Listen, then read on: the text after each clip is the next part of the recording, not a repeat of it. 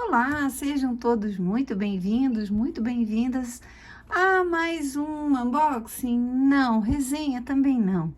Eu ganhei esse deck, né? Minhas filhas me deram no Natal e eu já abri, já olhei, já dei uma lida assim muito rápida no livrinho. Então não é nenhum unboxing, mas também não é uma resenha completa. Eu vou inaugurar com esse deck um estudo aqui no canal. Então, a princípio, o estudo desse deck vai ser aberto ao público e, posteriormente, outros decks que nós formos estudar vai ser para o clube de membros, tá bom? Se você não sabe, eu tenho um clube de membros aqui no canal, em que o nível mais alto, mais caro, é apenas R$ 7,89, 99, uma coisa assim. Ou seja, por menos de R$ 8,00 mensais, você tem acesso a um monte de conteúdos bacanas. Nós encerramos um curso profundo sobre os arcanos da corte, mas às vezes, né, uma hora e pouquinho para cada arcano.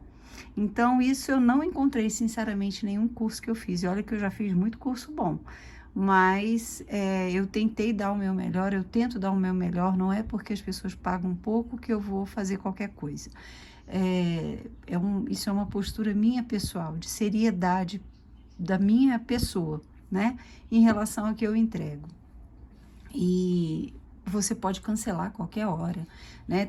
São 3 níveis, então o primeiro nível, acho que é R$ 4,99, você tem desconto nos produtos, nas tiragens que eu faço particular, tem acesso antecipado à maioria dos vídeos do canal, tem algumas vantagens. O nível 2 é o nível Consciência Desperta, em que a gente está estudando um livro interessantíssimo, A Biologia da Crença, falando sobre como as nossas crenças influenciam a nossa vida, a nossa saúde.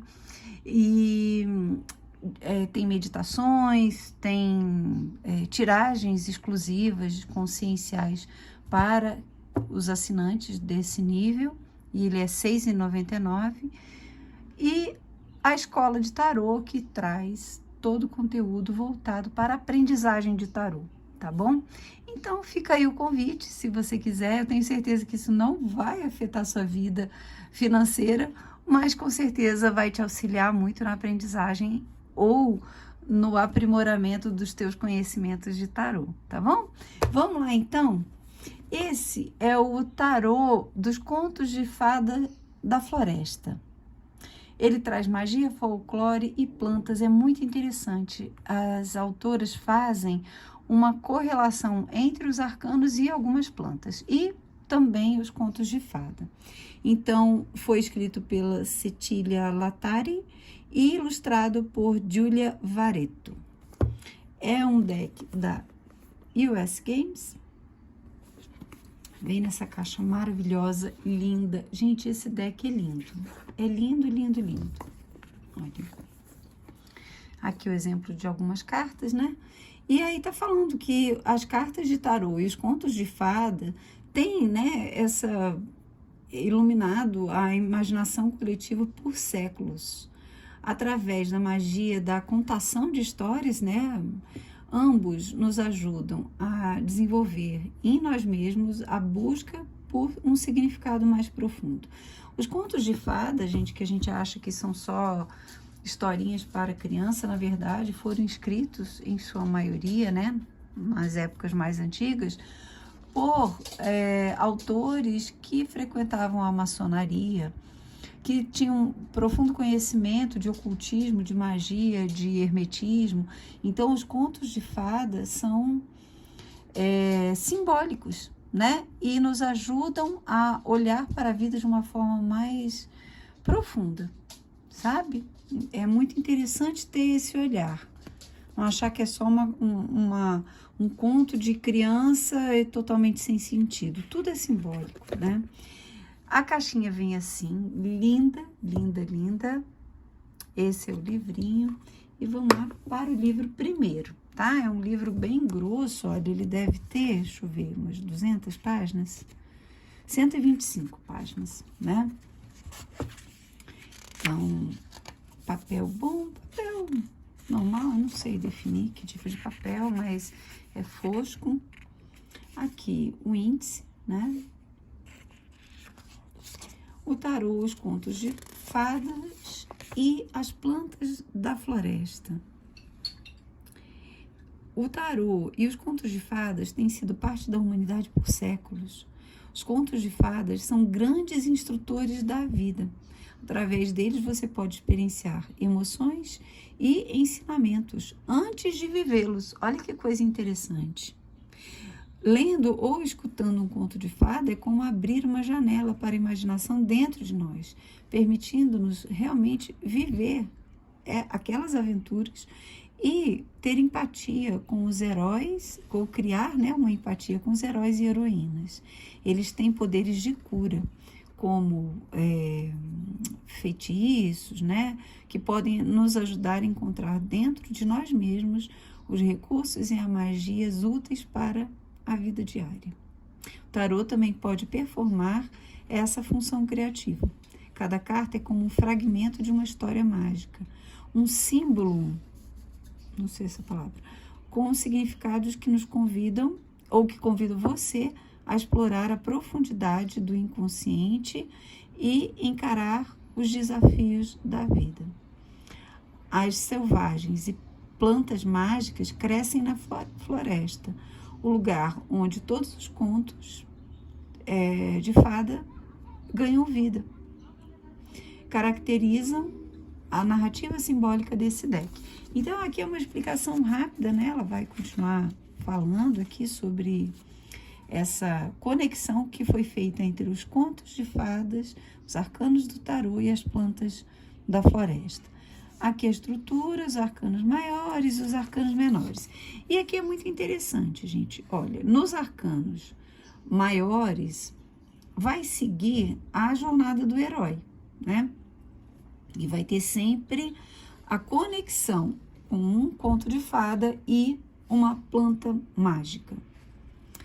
Elas não são, ela fala aqui que as conexões não são nunca aleatórias, mas seguem um fluxo simbólico e mágico de significado expresso por cada descrição da carta, com insights que interconectam os mundos dos contos de fadas e das plantas.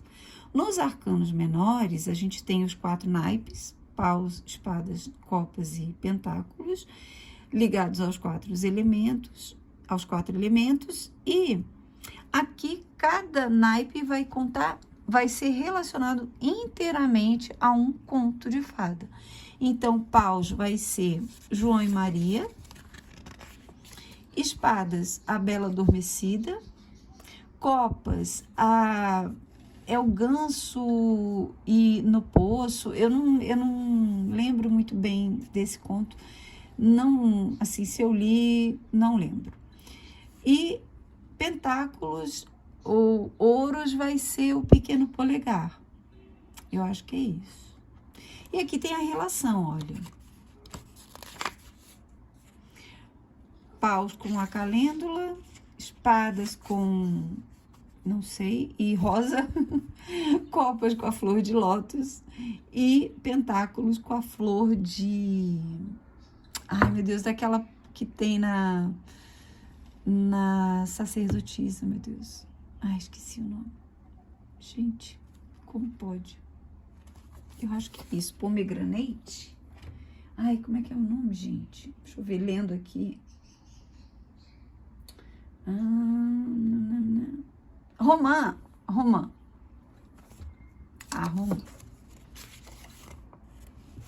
Aqui as cartas da corte. Rei, rainha, cavaleiro e pajem. Falando dos arquétipos diferentes de cada um. São como espelhos que refletem a nossa dinâmica pessoal, aspirações e vidas diárias. Cada figura da corte associada com uma planta relativa ao naipe, né, ao elemento do naipe, e caracteriza a personalidade em correspondência ao conto de fada. Então, aqui ela vai trazer essas correspondências, né? Por exemplo, o pajem de paus eu acho que é a Maria, não sei, porque são nomes diferentes do conto original. E o Girassol. Então, cada um vai ter uma correspondência diferente. Então, por isso que eu achei interessante de fazer um estudo com esse deck, porque tem muita coisa aqui que eu realmente desconheço. E eu acho que fazer um estudo organizado, sistemático, enriquece. Um seguidor, eu não sei se ele é seguidor, mas ele comenta de vez em quando aqui no canal, uma pessoa extremamente inteligente, com proposta muito interessante nos comentários. Ele comentou num vídeo que eu tenho sobre o Scapini, Medieval Scapini. E aí ele falou para eu dar uma mergulhada no deck e tal, para eu me afinizar. Eu gosto do deck, mas eu acho ele feio. Esse foi o ponto da conversa. E aí ele falou para eu mergulhar no deck. Eu falei, pô, é isso aí, eu preciso mergulhar mais, me aprofundar mais, trabalhar mais num deck. E daí veio a ideia. Quando eu abri esse aqui, que eu fui ler o livrinho, falei, nossa, é a oportunidade para trazer isso para as pessoas também. Então, esse primeiro vai ser aberto ao público e os outros vão ser estudos para os membros do canal, tá bom? Porque demanda tempo, né, meu de trabalho, de estudar antes e depois trazer para vocês.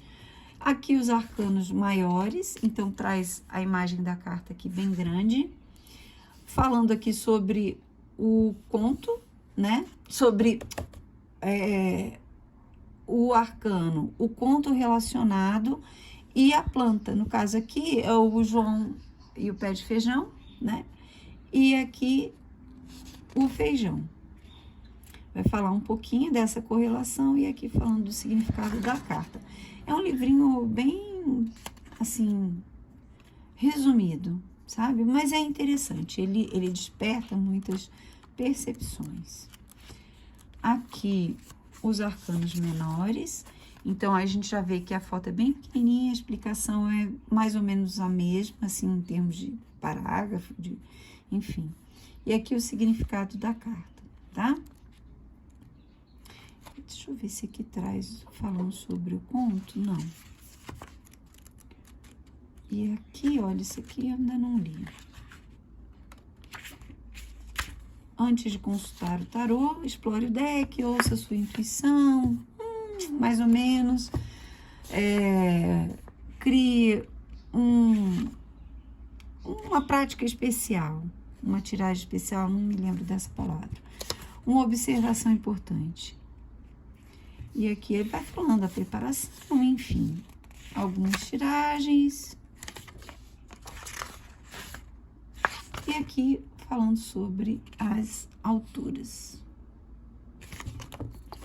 E aí, vamos lá. Aqui a caixinha, que vem dentro da caixinha, né? Eles capricharam bastante. Mas tem uma coisa que eu gostaria de falar com vocês. Primeiro, essa caixinha aqui, ó, a gente tem que ter cuidado, porque é daquelas que a gente puxa e rasga aqui. E aqui, olha, já tá sofridinha, já tá meio que rasgando. Tem uma coisa, gente, que eu venho percebido nos últimos decks aí da US Games, que tem qualidades diferentes. Então, assim como na Lua Escarabeu, a gente vê decks que tem uma qualidade superior de papel e outros que tem uma qualidade inferior, indo lá para Lee Willing, né? US Games também. Os últimos que eu adquiri da US Games, que tem uma textura de linho, eles têm uma qualidade muito boa. Esse aqui, gente, tá descendo ladeira, entendeu? Já deixou de ser. Para mim, a US Games já deixou de ser a última palavra em qualidade. Por quê? Eu tenho decks de estúdios particulares, né? Que são decks mais exclusivos, digamos assim, que tem qualidade melhor. Mas beleza, a gente tá falando de deck de massa, de deck vendido aí num preço acessível, beleza. Mas mesmo assim, isso aqui, eu vou mostrar aqui só para vocês, não vou estragar a carta, mas ó, se eu envergar assim, ela vai envergar. Isso antes era impensável, né? Não tô forçando muito para não estragar a minha carta, meu deck novinho. Se vocês olharem, eu tava vendo aqui, acho que era no Eremita, que eu fiquei muito chateada. Tem essas bordas em que o papel levanta, parecendo Dali Willing. Ó, aqui dá para vocês verem, tá vendo? A borda levantada. E aqui, olha. Olha aqui, tá vendo a borda toda mastigada já. E o deck é novíssimo, gente. Eu ganhei no dia 25. E só abri pra olhar as cartas, né? Aqui, tá vendo? Então, a gente vê que a qualidade tá deixando a desejar. São todos os decks? Não, mas alguns sim. Pra mim, olha, ela é... Isso aqui é da Lois Carabel.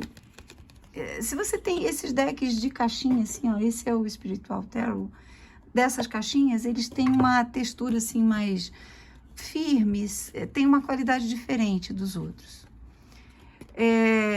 Esse aqui, olha a diferença, né, de gramatura, mas a qualidade é a mesma, o brilho, tá vendo? Olha, é bem semelhante, só que esse aqui ainda tem uma estrutura mais firme, sabe? Esse aqui é uma carta fininha e um papelãozinho, tá? Então, vamos lá. Não tira a beleza desse deck maravilhoso. Então, aqui, o louco. É muito interessante a gente ir olhando, né? Porque eu não conheço todos os contos de fada, então ir olhando cada arcano e comparando com a ideia, né, que as autoras tiveram para representar o conto de fada dentro do arcano. Aqui, né, o Aladim é o mago. E a gente vai vendo as plantinhas aqui. Aqui o feijão, aqui as uvas, a alta sacerdotisa. Então, aqui foi um dos arcanos que eu li, que representa as bruxas e mulheres mais velhas, as anciãs que aparecem nos contos de fada, que guardam seus segredos, guardam seus mistérios, né? E aqui a plantinha, ó, que eu não conheço. A imperatriz, tá vendo? Tem sempre as plantinhas aqui. O imperador, esse conto tem, inclusive, naquele deck da Lisa Hunt, que também fala sobre contos de fada. Ele aparece também no outro um espanhol que eu tenho, que eu não me lembro mais o nome dele. Desculpem aí a falta de memória, gente. Minha memória sempre foi horrorosa. Agora, então, tá um terror. O Hierofante, olha, é muito interessante, gente, a correlação entre a menina, né, Alice no País das Maravilhas e esse cogumelo. E o Papa. Os enamorados. O carro, o gato de botas. A força é a menina e a ervilha. Tem a ervilhazinha aqui, olha. E as plantinhas estão lá, como se no manto, tá vendo? O eremita. A roda da fortuna. Eu não vou falar muito sobre as cartas, gente, que depois eu vou falar no estudo que nós vamos fazer. A justiça. O pendurado. E ela aqui, olha, ela não está presa por nada, né? A morte.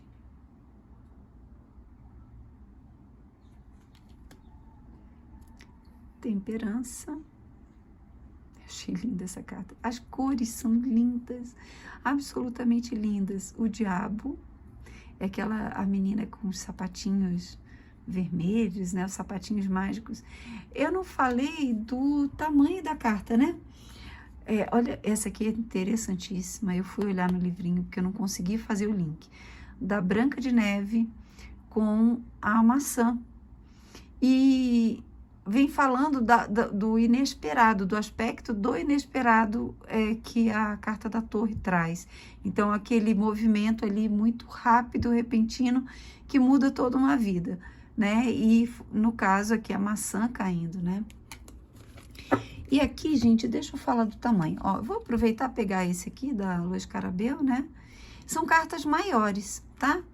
Então, olha aqui, ó. Eu vou botar assim para vocês enxergarem melhor. Elas são maiores, tanto na largura quanto na altura. São cartas maiores, o que eu adorei, porque aí a gente consegue ver essas ilustrações que são maravilhosas. Olha, gente, nas cartas escuras, deixa eu focar aqui para vocês poderem enxergar, tá vendo? Como tá todo lanhado já, o papel aqui, ó.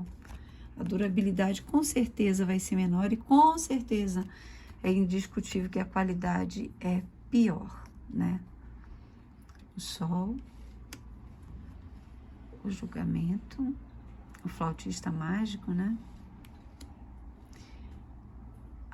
O mundo, eu acho que era a menina do Mágico de Oz, esqueci o nome dela. E aqui a gente vai para o naipe de paus, que conta a história de João e Maria. Eu adorava essa história quando era pequena. Então, a entrada aqui, o as de paus é a entrada na floresta, é o começo dessa aventura, digamos assim. O 2 de paus, os caminhos, né? O 3 de paus. Eu não lembro muito bem do conto, gente, eu não li o livro todo, né? Eu li poucas partes. Mas aqui eu acho que é a despedida, né, do pai. Eles vão adentrar lá a floresta. E aí, gente, é muito interessante. Outro dia eu vi alguém falando por que será que um pai ou uma avó, né, ou uma mãe, como na Chapeuzinho Vermelho, deixaria os filhos entrarem num lugar que é sabidamente perigoso, que é uma floresta, enfim. E é claro, gente, que isso tudo é simbólico, é a própria história do ser humano que mergulha na densidade da matéria, se aparta do pai, se aparta da mãe e vem experienciar suas aventuras. E apesar de todos os perigos, sempre tem alguém que aparece trazendo uma ajuda, sempre tem a capacidade intelectual que vai ajudar a sair daquelas situações perigosas, e o final é feliz, ou seja, apontando para o final da nossa história, né, individual e coletiva. O 4 de paus, o 5, quando eles chegam lá naquela casinha fascinante, né, de doces. O 6, e eu ainda preciso ler isso aqui para entender melhor, porque aqui o 6 sempre fala de recuperação, refazimento, então aqui talvez seja o momento em que ele começa a apresentar para a bruxa, né, os ossinhos, porque ela queria que ele engordasse para que ele fosse comido por ela. Então aqui a gente sai daquela história que o Waite retratou junto com Pamela, né, do sucesso. Aqui é um refazimento da própria energia na direção da vitória. Bem legal. Mas, num primeiro olhar, é isso que eu percebo. O 7 de paus, quando eles se defendem, né? A menina joga a bruxa lá no forno.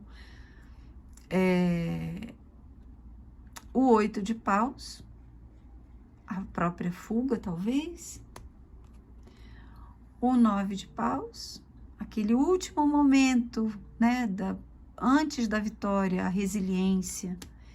E o 10 de paus, ela chorando aqui, olha que interessante essa carta. E aí eu vou deixar a interpretação para vocês. O pajem é o menino, então é o João, né, que eu fiquei lá na dúvida, é o João.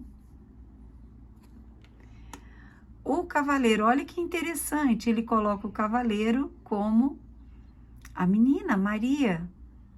Porque talvez o movimento, a ação, né, a postura mais yang ficasse por conta dela. Ela foi rápida, né, em jogar a bruxa lá naquele forno.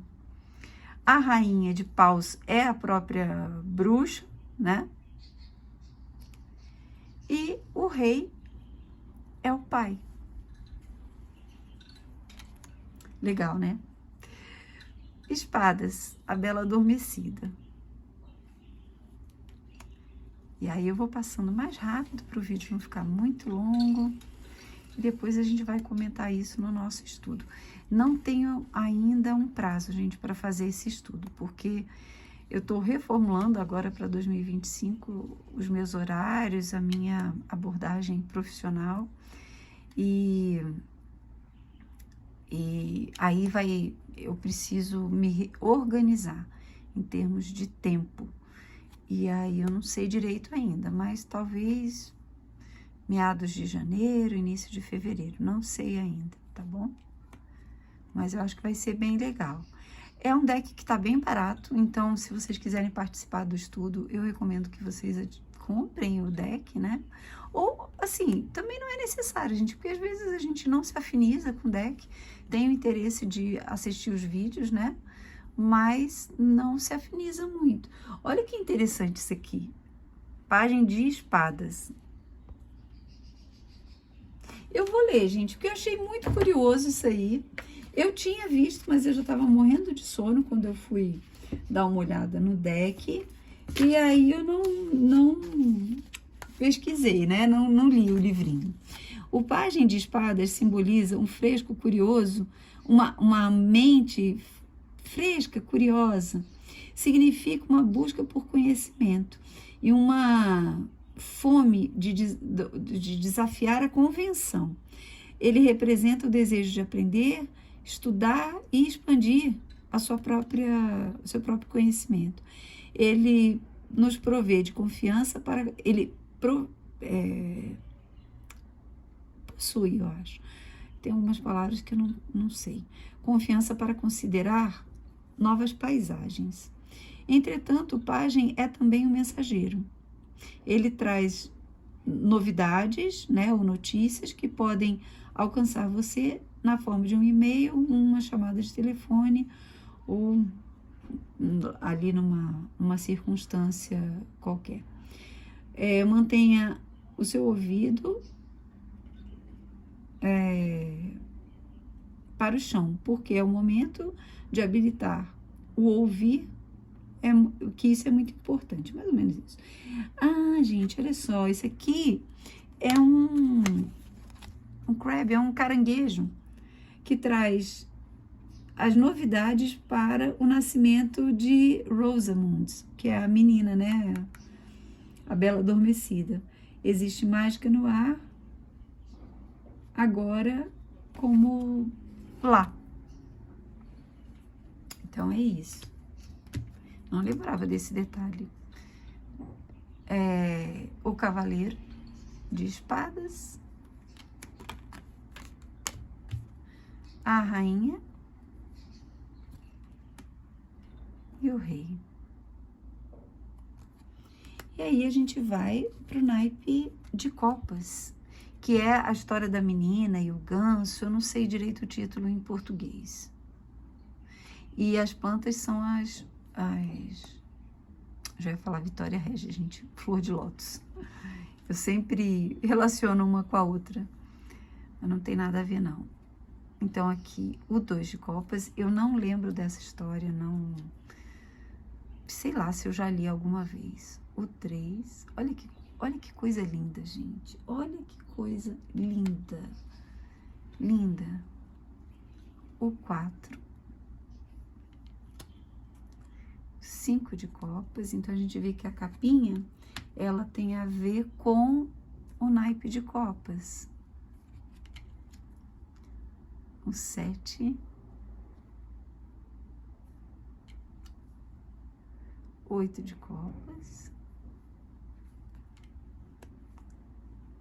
O 9, olha como pode confundir o 9 com o 10. Então, aqui é preciso sempre muita atenção quando a gente vai ler tarô, né? Porque essa carta aqui, assim, eu me vejo tranquilamente, se eu for olhar só a imagem, confundindo, porque parece o 10 de copas, mas é o 9. Aqui é o 10. Né? Então, é complicado, a gente tem que ter atenção. Pajem de copas é a própria capinha do deck. Da caixa, né? Pajem, o cavaleiro rainha e o rei. Olha que lindo. Linda essas árvores. Não sei se é o chorão. Isso no sul tem muito mais árvores parecidas com essas, mas não sei se é a mesma. Depois eu vou traduzir o nome das plantas, né? Porque, obviamente, não sei. E é importante a gente fazer essa relação, né? O Ás de Ouros. E aqui as romãs, ó. A relação da planta com o elemento e os arcanos. E aqui é o pequeno polegar, né? A história do pequeno polegar, que eu também não lembro direito. Mas tem romãs aqui para todo lado.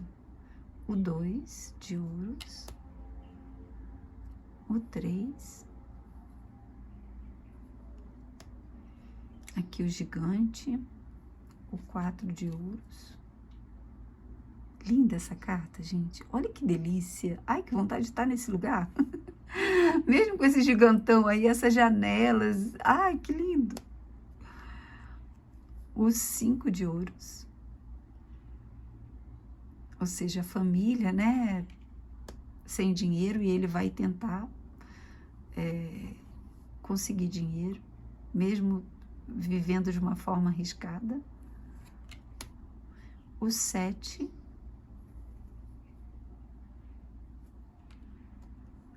O 8.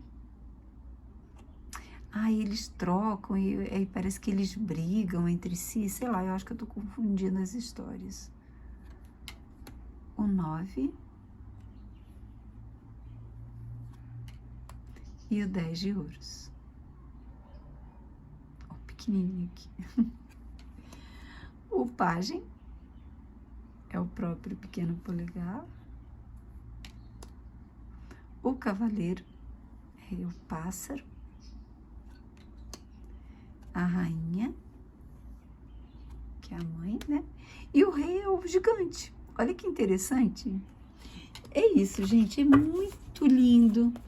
Ele é um deck pesado, grandão, né? Mas embaralha super bem. Eu vou ter bastante cuidado de embaralhar ele assim, olha. Porque ele... Opa, tanto cuidado que nem embaralha. Ele quebra, gente. Eu tenho certeza que essa carta aqui, se forçar, ela vai quebrar. E assim é maravilhoso. Então, é um deck bastante especial, bastante interessante. Eu acho ele lindo, lindo, lindo, lindo, mas infelizmente, qualidade marromeno. Um grande beijo, fiquem com Deus e até a próxima.